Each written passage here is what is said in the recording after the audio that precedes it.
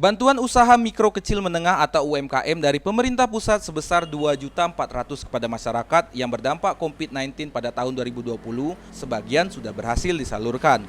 Untuk memastikan bantuan usaha mikro kecil menengah atau UMKM bisa disalurkan sesuai dengan yang diharapkan, pihak Dinas Perindustrian Perdagangan dan Koperasi atau Disperindakom akan melakukan monitoring dan evaluasi MONEP pada masyarakat yang sudah menerima bantuan tersebut.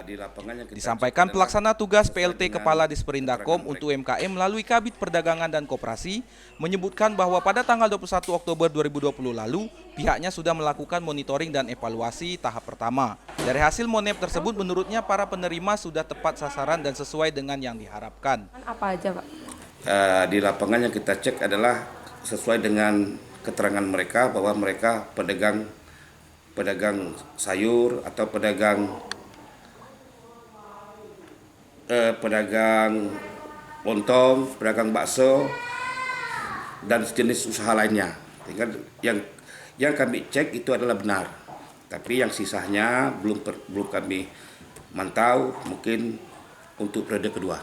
Selanjutnya, pihak Disperindakom akan kembali melakukan MONEP sekitar pertengahan bulan Januari atau akhir Januari di tahun 2021. Untuk kembali memastikan bantuan tersebut sudah digunakan dengan baik. Dari Tubei, Kintan Tamara, Lebong TV melaporkan.